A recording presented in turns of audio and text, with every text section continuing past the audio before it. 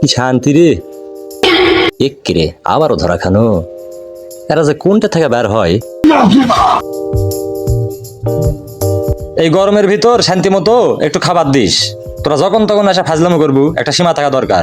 যত সব পর খেকে খেতে খেতে পেট মোটা হয়ে গেছে, তাও খাওয়া কমায় না। ধর এক শিবি খা। জীবনে কি খাসু না খাসু খা, নে অল্প করে খা।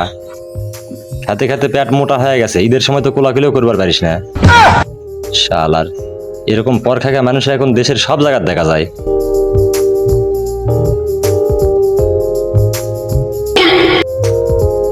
ধর বেটা ধর, সব লে তোরাই খা মাসে, যত সব পর খেকে।